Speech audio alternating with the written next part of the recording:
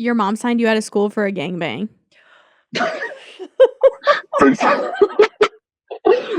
mean, yeah, basically.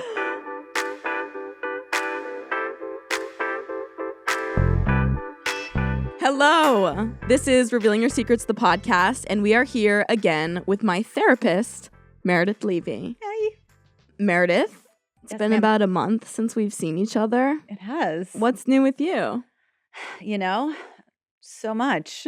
Actually, not really at all.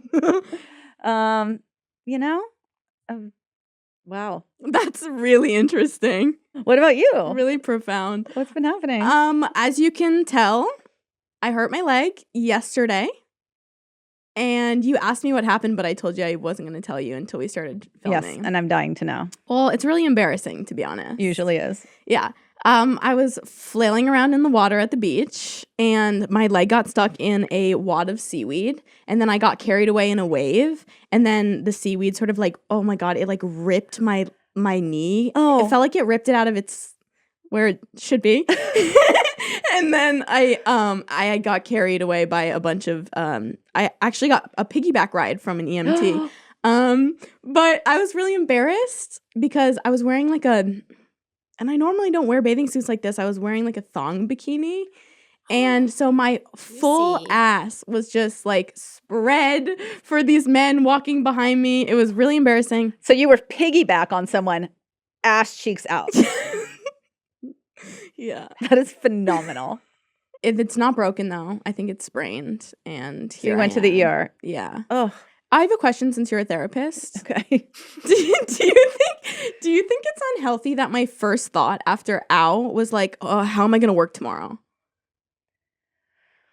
Unhealthy. I mean, it's a natural thought, I think. Mm-hmm. And it also because you had like set things, right? It wasn't just like, oh, I have to catch up on some notes or whatever. I had to be somewhere. Yeah, you had to be somewhere. So I get it. And also, So your answer is yes and no. my answer is yes and no. You know what? I'm irritated. You want more of an answer? Yeah, and I feel like this happens in my regular therapy too. I'm like, can you just tell me what to do? Or like tell me if something is wrong or right. All right, let me give you a little story example. Okay. I got in a really bad accident on the 10 freeway. Okay. Which is in LA for those of you.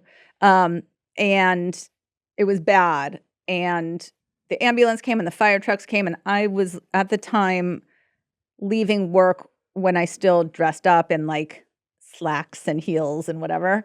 And my first thought when the guys and the like hot firemen and ambulance guys came was, holy fuck, can I reach in my back seat and get my jeans and change because I look like this right now? Oh my God. I think that's worse than my thought. That was my thought, is to compare the two. Mm-hmm. So I was uncomfortable. I didn't normally wear that fancy outfit. Oh my God. But I was like, oh, they're going to see me like that. I'm going to go to the hospital.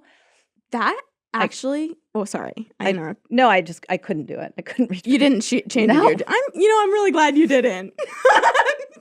No, it was not possible. It actually relates to something we're going to discuss later. So I'm really glad you told that story. Uh-oh. Okay. But to be fair, Yeah.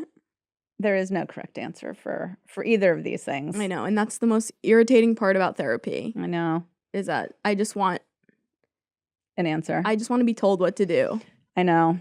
Every blue moon, like, I will tell someone what to do when it's just real cut and dry. You know what I Okay. mean? Okay. Like, should I call my ex 46 times in a row? Like, nope. You sure shouldn't. But even sometimes when my therapist tells me what to do, she'll like beat around the bush a little bit, Like, Yeah, because ideally we want to figure it out together, not you figure it out or me. Like, well, who do I have to pay to just tell me what to do? A bad therapist? yes, for sure. But then you're going to get Bad advice. potentially. Maybe we should look into other people's lives. Yeah, maybe. You've got mail. I'm afraid that my boyfriend doesn't like going down on me. We have been together for almost a year and I always use my mouth on him and he loves it. But when he tries, I feel like he thinks I smell or taste bad and it makes me self-conscious. He says it's just a strong taste, but it's not like cum tastes any better. He goes down on me sometimes, but he either has no clue what to do, even though I have told him, or he doesn't like it. We love each other a lot and he really is the one I want to marry, but this is making me sad. Dump him. Dump him. I was Dump just gonna him. say that. Dump him. He ain't the one, honey. Wait. Yes, and Dump him. And I have a client who it took a lot for her boyfriend to tell her like she really needed to like make sure she was more clean down there because it didn't smell good. And it wasn't a taste thing. It was like she didn't shower enough and we had to process it and she was like, he's right. It sucked and she changed that behavior. Okay. I disagree with the factual story you just told me. No, I hear you. Okay, hear me out. I hear you. But I feel like for the most part, that's actually not the case. I actually feel like more than you have women who don't shower enough, you have men who are selfish and don't want to be givers in bed. You know what I mean? And that's what I read when Totally. I read this story. Totally. I agree. I also think people with a vagina or a penis, I think it goes all different directions. Like if you don't like the taste of semen coming out of a penis, which everybody's taste different, and there are some unpleasant tasting ones to me, right? Do I suck it up? Suck it up. Of course, there are things you do for your person. Yes. Also, if you hate, They're not your person. That's how, right? Like if you don't like it, that's not your person. Like, yes. but if it doesn't have to do with a cleanliness, hygiene issue. Sure. If you don't like the taste of your person, that's Then not you don't like your person. I feel like if I loved someone, I just wouldn't. Yeah. If I did not like a penis in my mouth, then I feel like, should I have to force myself because I love my person? I guess not. I don't know. That's a hard thing. There's no should, but like, I also just have a lot of like annoyance in general because I feel like porn specifically like perpetuates this idea that sex isn't for women, it's for men. So I can't help but like separate the secret from just like lazy dudes who just want But that's again, put their dick in things. that is not your fucking person. Yeah. Like because that person wouldn't be like that. Okay, look, we can debate all day about this. I think you should dump him, but if you don't want to dump him, let's teach them something. Let's do a Dear Man. okay. Right? Yeah. Okay. A Dear Man is a DBT skill Yeah. for asserting your needs and getting your needs met. Right. So let's run through it. Okay. I'm going to be, you play therapist. Okay. And I play her. Okay. Okay. So D, describe the situation. Right. When we have sex, you don't go down on me. Okay. Period. Express how it makes you feel. It makes me feel like you don't care about me. Okay. And it makes me feel like I'm secondary in this sexual relationship. And How does also, that make you feel? What's the emotion? Oh, it makes me feel sad and lonely. Okay. And it also doesn't make me feel very into the sex. Okay. So it makes me feel disconnected from my body, maybe. Assert what you need. I need you to go down on me. Okay. Reinforce. If you go down on me, I will feel more connected to you during sex, and I feel like I'll be able to show up even more in this relationship because I'll feel closer to you. Great. And taken care of. Good one. Thank you. And then man is just like the way in which you do it, which is mindful, act confident, and negotiate, which is bullshit. You shouldn't have to negotiate. Like, I'm sorry, but the second I have to be like, you go down on me every other time we have sex, it's not hot. No. The fact that you have to Dear Man this at all, like, Exactly. dump him. Dump him. Exactly. Dump him. I want them to love it or I'm out. Yeah. Which is totally fine. 100%. Like, I don't really care. I know it is different for everyone. 'Cause Yeah. What My do you best, mean you don't care? my best friend's the same. She doesn't really like it. It's not my favorite. Oh. Yeah. So if, Hmm. but if a guy was like, no, then I'd be like, no, I love it. Now you have to do it all the time. How do you get warmed up? You don't have to answer that. And now a word from our sponsor, BetterHelp. The way in which we take care or do not take care of our minds can significantly affect how we experience life. This is a lesson that I have learned again and again, even this week, actually, whenever I forget to prioritize taking care of my mental health, which I do in a lot of different ways, but one of the most important ways is through therapy. Therapy allows me to validate, process, and work through old patterns and active issues and situations in my life instead of potentially making them worse. With therapy, it feels like I always have someone in my corner, no matter what, which is so valuable to me. BetterHelp is online therapy that offers video, phone, and even live chat-only therapy sessions, meaning you can do it all from home, like I am right now. And you don't even have to see anyone on camera if you don't want to. It's much more affordable than in-person therapy, and you can be matched with a therapist in under 48 hours. Our listeners get 10% off their first month at betterhelp.com/Alyx, ALYX. That's betterhelp.com/Alyx. Your hair is completely unique, which is why Function of Beauty makes hair care products that are 100% customizable, made for your hair where it's at now and where you want it to go. Founded by a team of engineers and cosmetic scientists, Function of Beauty is the world's first fully customizable hair care that creates individually filled shampoos, conditioners, styling, and treatment formulas. They offer over 54 trillion possible formulations, and every one of them is vegan, cruelty-free, and without sulfates or parabens. You can also choose to go completely silicone-free. All you have to do from the comfort of your home is take the quick hair quiz to build your hair profile and select 5 hair goals like lengthen, volumize, oil control. Then choose your color and fragrance, or go dye or fragrance free. And lastly, get your formula delivered straight to your door and prepare for good hair days ahead. Say goodbye to generic hair care for good. Today, go to functionofbeauty.com/Alyx to take your hair goals quiz, and you'll save 25% on your first order. Go to functionofbeauty.com/Alyx, ALYX, to let them know you heard about it from our show and to get 25% off your first order. That's functionofbeauty.com/Alyx to take your hair quiz and save 25% on your first order. Please don't judge me for this. All caps. Okay, so I have very severe trust issues, and it's bad. This probably is a result of my childhood trauma, but it affects me a lot. I have folders on my camera roll named after everyone I regularly interact with, filled with screenshots of things I can use against them / blackmail them with. I also have audio recordings and videos of my conversations with these people when they were talking about somebody else negatively, embarrassing things, dark secrets, etc. Some of the stuff I have on my friends and others is really bad. It could get them in a lot of trouble and ruin their lives. Because of my trust issues, I always feel like people will leave me or tell other people personal things that I have trusted them with. Of course, I would never share all the information I have on all these people with anyone. I just have it there to ease my anxiety by reminding myself if anyone ever tries to hurt me or ruin my reputation, I'll be prepared for it and could do 10 times more damage to them. I feel like such a bad person and I feel so guilty, but it's the only thing that helps me to trust people and be myself. Is this wrong? I don't know. Please help, and if you have any tips on how I can overcome these trust issues, I would love to hear them. Is it wrong?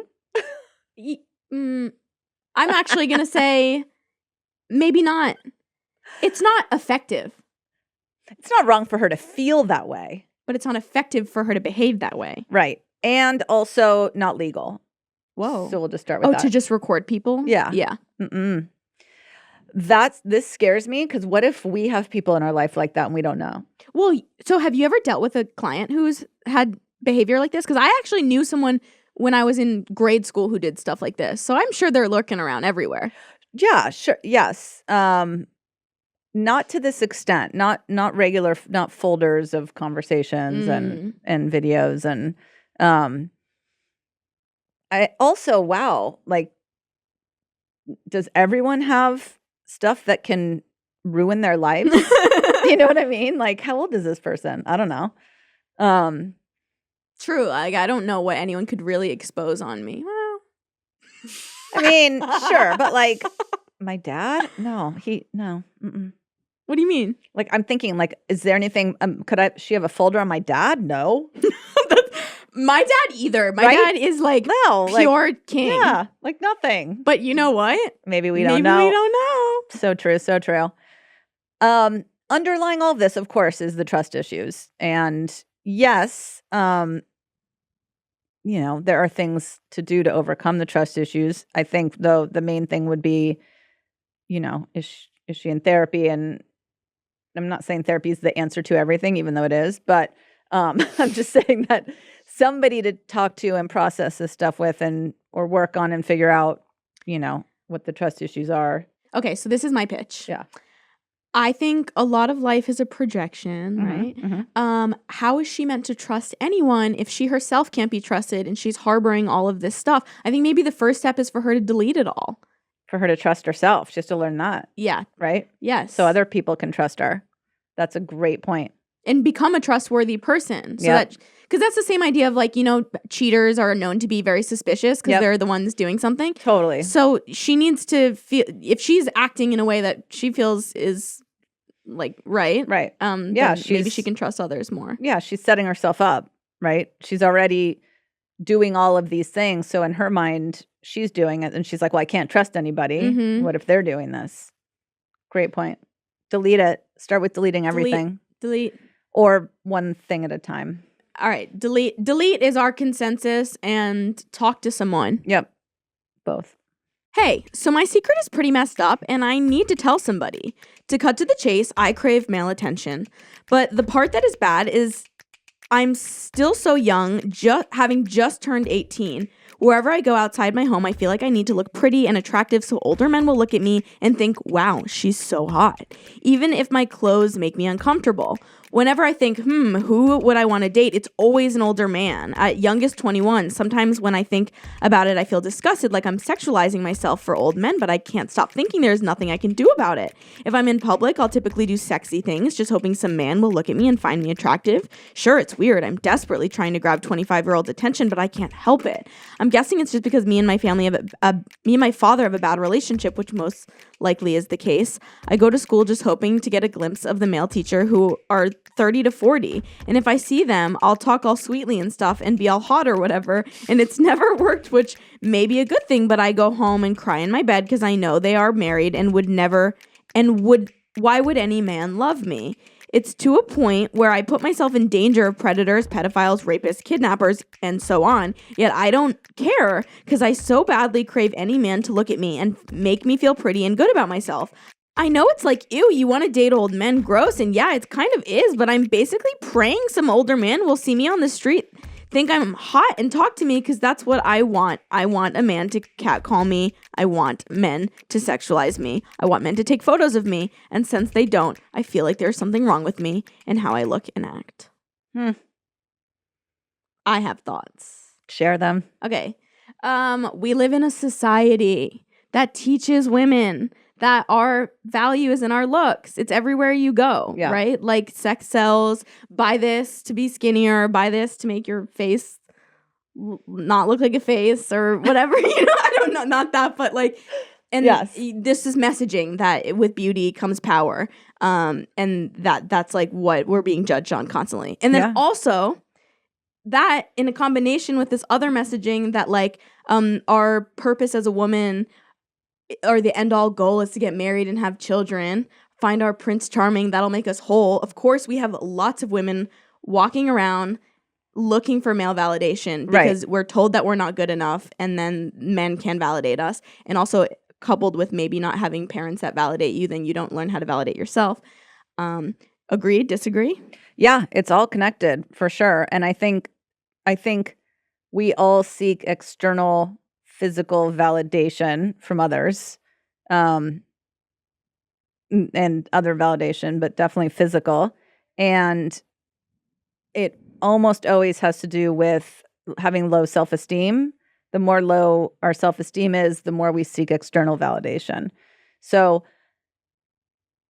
getting to be comfortable and confident with yourself and have higher self-esteem, then everybody wants external physical validation, like no matter what, even,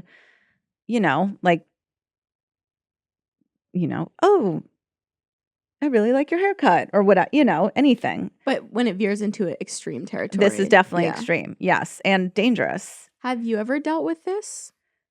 personally, Mm-hmm. like seeking external male validation. Like to an extreme degree?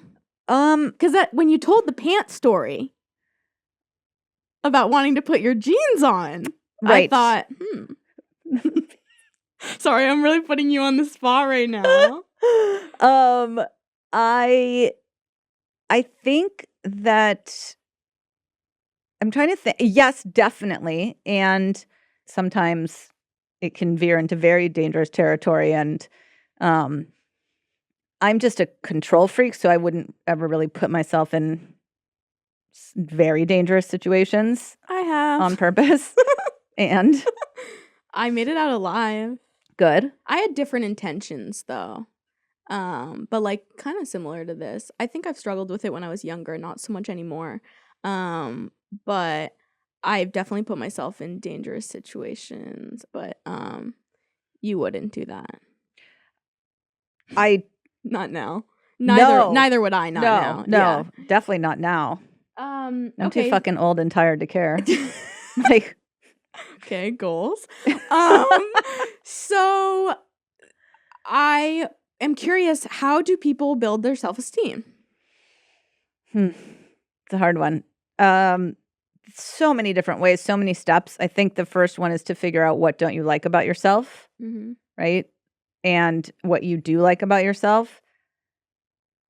And try to work on, so if you don't like, there are some traits about my personality that I don't like. Like what? Well, like being condescending. I don't want to be condescending. Okay.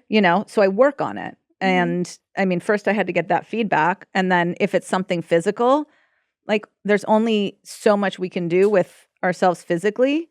I have no problem wanting to change the way I look for myself. If I want to change something for myself, then like totally happy to do it. We're always going to, part of us wanting to change things for ourselves, to be happy with ourselves, is that we get the reflection and the response from other people. It's just impossible to not have that. So you can fix things you don't like to a degree and reflect on whether you really want to change them for you or for other people. Yeah. But I feel like there's a lot to say in the matter of working with the things you do like about yourself. I feel like that's where in my life I found a lot of my own like self-esteem or self-confidence. Totally. Was saying like, okay, I like that I'm artistic, and so I'm going to paint more. Yep. And then I feel like so much, I don't know, more connected with myself than I need to like look to feel connected with other people or validated by other people. Right. But then I agree. Obviously like I'm like posting whatever I'm making on it, whatever. This is all very complicated. It is. So maybe working on other areas where you feel you like, if you think you're smart, focus on learning something that you care about. Totally. All right, let's move on to going public, where we will be speaking with the following secret submitter. Warning. A very long and dirty secret. When I was about 16 years old, I am 20 now, I was dealing with finding my sexuality and finding who I was. So where does every curious, barely straight teenage boy go to? Grindr, Avi. So I got my tubby hairy ass on Grindr and made an account. And literally the first person I saw and matched with was my dad's best friend, which I didn't know was gay since he was married to a woman and had 2 children, and his daughter was in my class and one of my friends. But that's besides the point. He hits me up and says, word for word, "Hey son, got daddy issues you need fixed?" Of course I said yes. What can I say? He was hot as fuck at the time, and I was a horny freak that liked older guys with big cocks and big bank accounts. Samesies. So we texted and arranged to meet. The following week, he invited me to his house and told me he would have a surprise for me. I got to his house, mentally prepared to lose my gay V card to my dad's best friend. He takes me upstairs and opens the door and yells, "Surprise!" He flings the door open, and in his bedroom is another one of my dad's friends and 2 other random men, all naked and rock hard. Wow. He tells me that it's going to be an orgy and that I'm the only bottom. At this point, I'm literally shaking because this is my first time ever doing something like this, but mama ain't raised no bitch. Oh my God. I sat there and took 4 fully grown adults well into their 40s/50s By the time they were finished, filled with more cum than blood. After that, we started meeting. Sorry, that was just so. What an image. Wow. After that, we started meeting up often, and eventually, he became my sugar daddy for a bit, aka I blackmailed him. But yeah, it's okay now. We don't have intercourse together, but I still see him a lot since he's still my dad's best friend. I also go to the same college as his daughter, and I see her often. I try not to make eye contact with her, though. So yeah, that's my secret. Hashtag YOLO, hashtag daddy, hashtag oops, hashtag sorry I fucked your dad, hashtag big dick. Wow. Yeah. Okay. That's hefty. Hello? Hello. Hi, how are you? Good. How are you? I'm doing good. This is Meredith. Hello. Hi, Meredith. How are you? Hi. I'm good. How are you? She's my therapist, but now she's our therapist. I love that. Thank you. So, it's really nice to have you on the podcast. I hope that we can deep dive further into this secret that you submitted. I do have a few questions for you. Your dad's friend that you met on Grindr, you never got any sort of vibe from him before you matched with him on Grindr? No, he actually hit it really, really well. And he's still hiding it. His sexuality. Yeah. Okay. Yeah. I have so many questions. This is I guess A lot. yeah. My first curiosity. Ask away. Okay. Did you enjoy the experience or would you categorize it as trauma? Or both. I would say both. Interesting. I enjoyed it in the moment, and then once I was done, that regret hits, and then you're just like, oh no. Was it overwhelming? It's a lot of dicks. Yeah. It was, for like a young person like that, it was a lot. It was a lot. Did you guys use protection? Thankfully, yeah. They were all wrapped up. And I mean, God, can you just like talk to me a little bit more about it? I'm kind of like, you just got in there and they were like, you do this now and you had no say. Do you felt like you could have left the room? I mean, I was thinking about just walking out, but like, I was like, you gotta live your life a little, just, They were they're very encouraging, I would have to say. They were just like, well, they took it easy. We didn't rush into it. Oh, okay. So they were kind with you. Yeah, they were kind. You did say, I'm curious, you said that they were wrapped up, but in your secret submission that you said that you were filled with cum. Well, oh, I guess like the you condom were Well, they were wrapped up. Yeah. Yeah, they were wrapped up for the activity, and then once it came to them ejaculating, they took it off. Wait, so they did come inside you?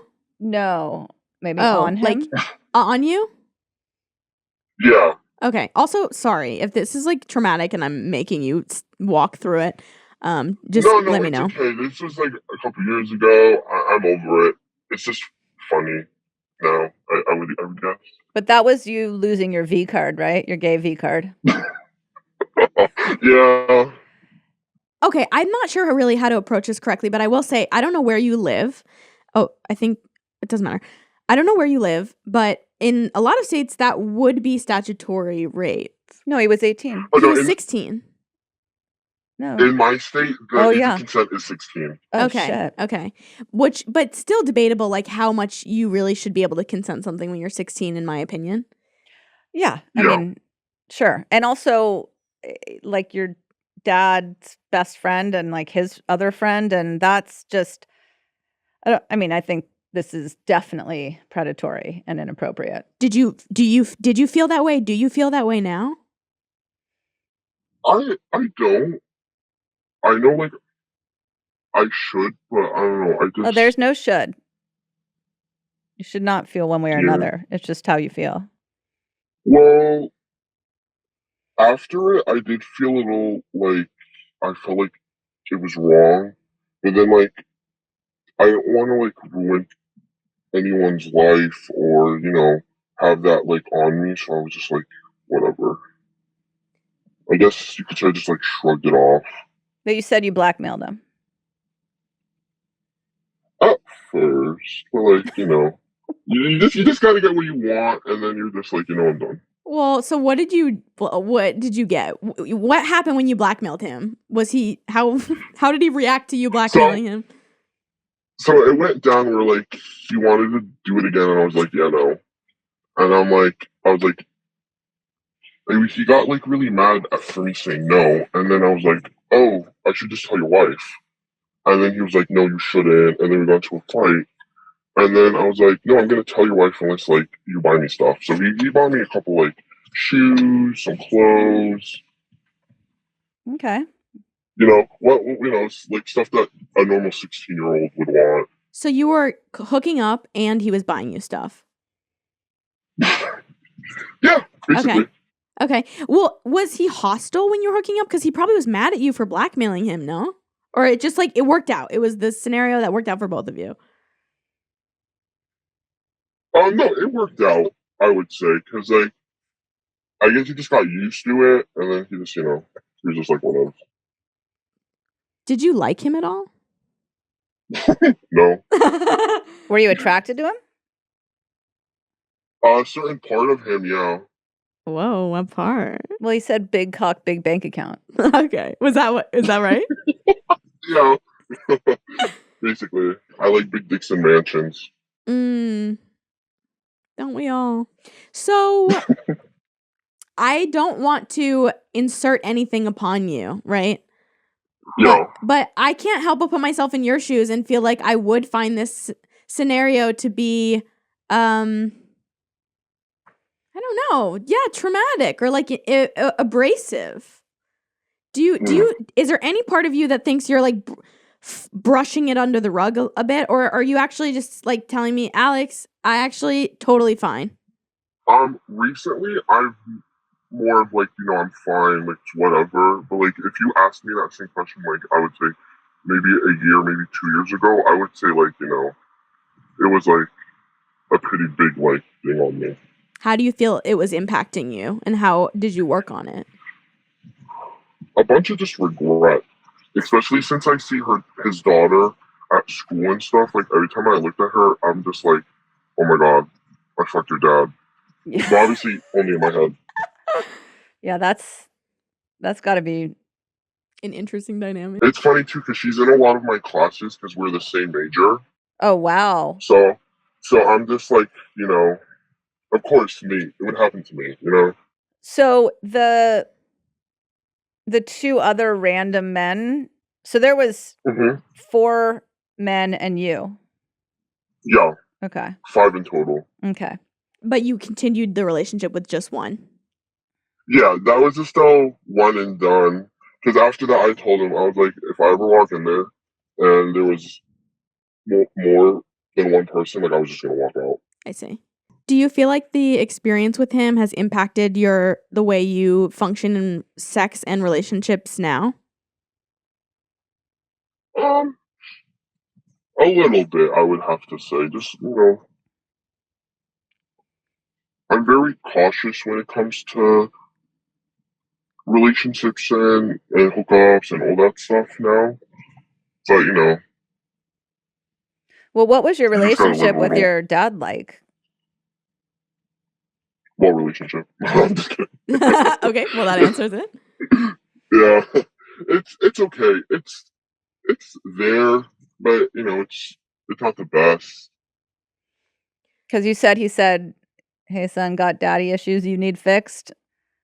Yeah. Of course, you said yes. Is that because of your relation? I mean, just the fact that your dad's best friend is this guy is interesting. Yeah, I think that's what also made me like be okay with it because like it was like healing to that problem for me. Wow. Mm-hmm. Do you think your dad participates with these guys? I hope not. But you don't know. So you think your dad's kind of clueless about it? Yeah, no, my dad is like, not to be me, but kind of dumb. But okay, maybe unaware. Yeah, he's very unaware. He's not with like things nowadays. He's very like old school. Like he doesn't get like terms and stuff. So like a lot of stuff just flies right over his head. Mm-hmm. Yeah, it's kind of interesting that you would have something like there's almost a healing in a dad's friend giving you that level of intimacy. I actually really understand that. Okay, and I have a question for Meredith now. Yeah.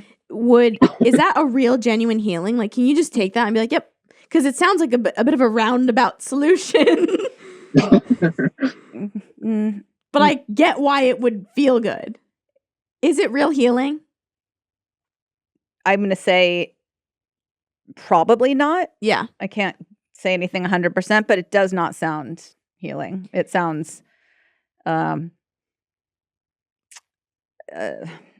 yeah, you're sort of just like band-aiding one thing with another. And, Yeah.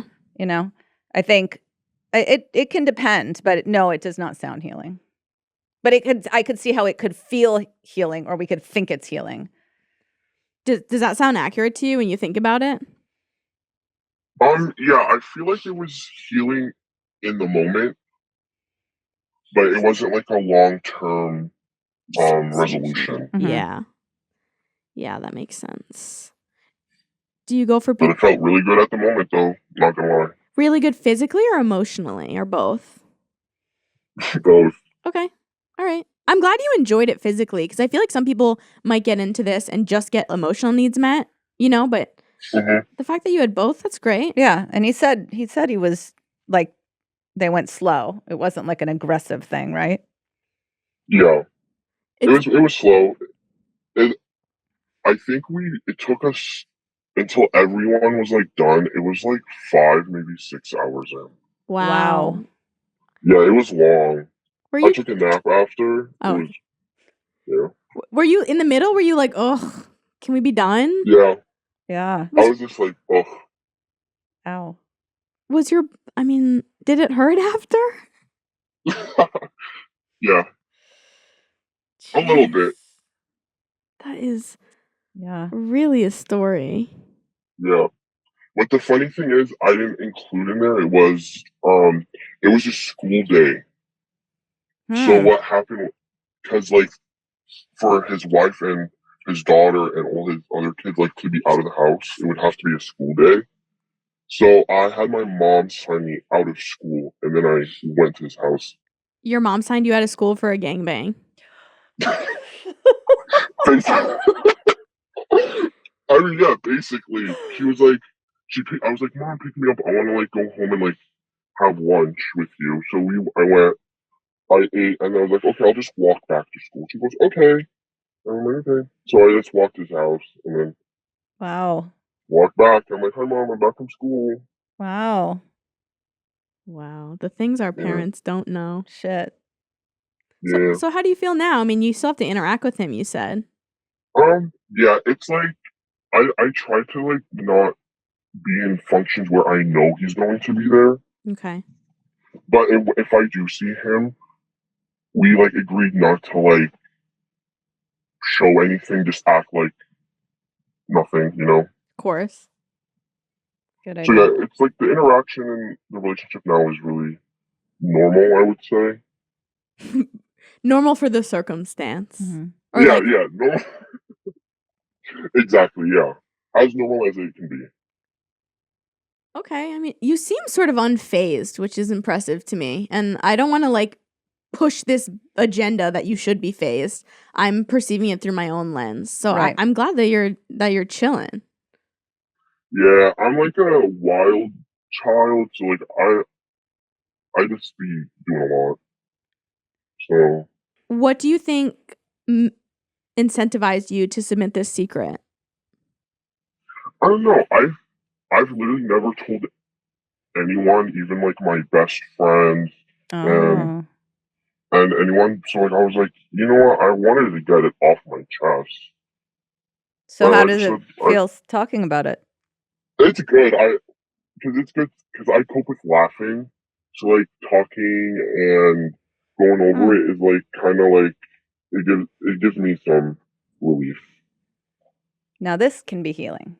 Yes. Yeah, This is an example. I live for this. This is amazing. Aw.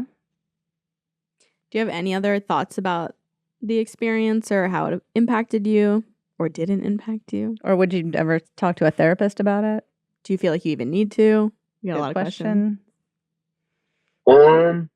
I would say maybe down the road, if it does start like affecting me a lot, I would talk to a therapist Yeah. and reach out and try to figure things out. But as of right now, it's not too big of a burden. So, You but, also have that could plenty of change. years for shit to happen where then you're like, oh, Yeah. now I have all this too. Now I'm going to talk to a therapist. Yeah. Plenty of time for that. Just wait till it all builds up and then Yeah. I'll go. There you Yeah. go. There you go. Okay. Well, thank you for talking to us about it.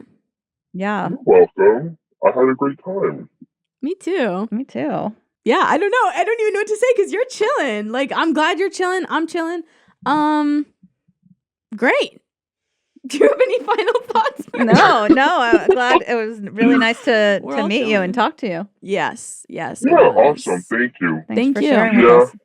So I kept coming back to this while we were talking to him Mm-hmm. of being like, no, this was traumatizing. Right. But I don't think that's, maybe it wasn't. Maybe it wasn't, for sure. But wasn't it? I mean, it wasn't as if he was forced into the situation physically. Right. Like he wasn't, doesn't sound like he was assaulted. I mean, it's But not. maybe emotionally manipulated. Maybe Yeah. it's possible. It doesn't seem okay to me, whatever that means, whatever that word means, because of it was his dad's best friend, another one of his dad's friends, like that age, the whole thing, being the bottom for 4 guys for 6 hours for this guy's first time. Just sounds traumatic. It sounds traumatic. That doesn't mean that it is or was or that that's something that I mean, look, he's never told anybody. So there's something to that. Right. And when he was saying that he laughs through things that are like uncomfortable, there's something to that. So I'm guessing that at some point maybe It might come up. yeah, I would imagine. So when you're working with clients, I'm guessing you have to kind of walk this line with people where you have to figure out if it's something that they're actually fine with or something that they're not ready to deal with. Totally. And it sounds like there were some hints that this is something that he's going to deal with later. A little bit. Yeah. Yeah. I think just him even saying that he has never talked about it before, for sure. Yeah. And I think that, yeah, I'm never going to force somebody to say like, this is a trauma, you need to deal with it. Yeah. If somebody were, like I was a survivor in 9/11 and it's not traumatizing at all, I would probably be like, Wasn't okay. it though? Like, yeah, I would be like, okay, well, Yeah. I find that very difficult to believe, but like, okay. But this situation, I mean, we're talking about different scenarios, of course, but 100%. like this situation to me, it sounds like objectively traumatizing. It's traumatizing. I mean, traumatizing for me to hear it, to Yeah. read about it, Yeah. not like literally, but it sounds very difficult. And imagining like, what if this was your kid or what if his dad knew, Well, good luck if and when it does Yeah. come up. Yeah. And for now, I mean, he's young, Yeah. There are some things I think that if you asked me like 3 years after the fact, I would have said it was fine. And then 5 years later, I was like, Yeah. oh. For Uh-oh. sure. Yeah. Yes. 100%. So in due time. And I'm sorry if it's insensitive for me to like push this narrative that it was, fucked up. I don't think it's insensitive. I think first of all, it's your feeling Yeah. and it's very understandable and valid. But I guess my feeling kind of rejects his feeling. And that's his story, and his feeling is that he's fine. And But you acknowledge that, yeah. And now you're acknowledging, me acknowledging, and it's a beautiful cycle. It is. Let's move on. Let's.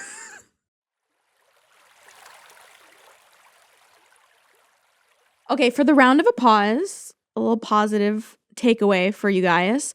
I think it might be a good practice for everyone to try their own Dear Man. What do you think? Ooh, I love that. So just either with a person or write it down. Yep.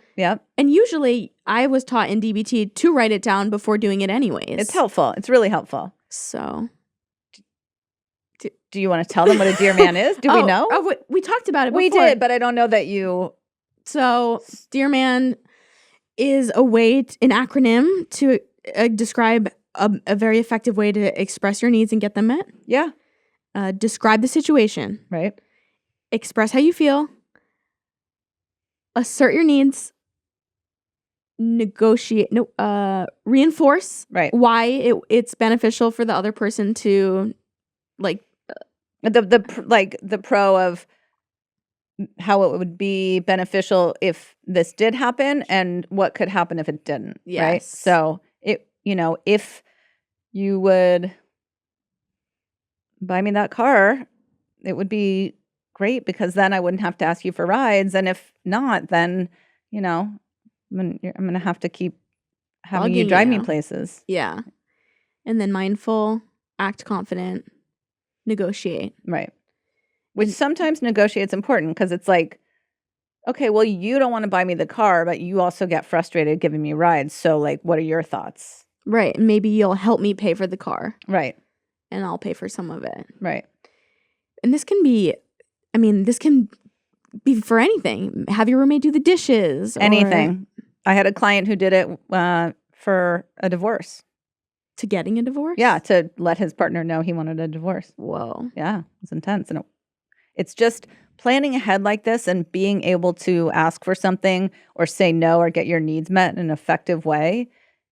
It just is always more helpful than being like, I want a fucking divorce, That's not, that was straight to the point, though. It was. And also, Oh, and you can also use a Dear Man to set a boundary, huh? Oh, yeah. To say no. Yes. Describe why you don't want to, how you feel. Yeah. We can teach the dime game one day. I don't know what that is. Okay, well. Stay tuned. Yay. Now I'm really curious. I'll tell you. When we turn the camera off? Yeah. Okay. You guys have to wait till the next episode that Meredith's in. Yep. Okay. Thank you, everyone, for watching. Thank you, Meredith, for being here today with us. Thank you for having me again. It's so fun. Thank you all for listening. Don't forget to follow, rate, and review Revealing Your Secrets, the podcast, wherever you listen to podcasts. Remember, you're only as sick as your secrets, so send them to me. You can go to castmedia.com/secrets. That's cast with a K.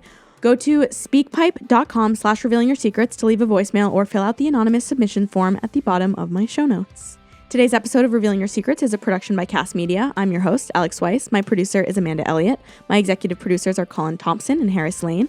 My editor is Arvin Lee. My technical engineer is Olivia Haas. And design and animations by Jeff Schweikart. See you next time.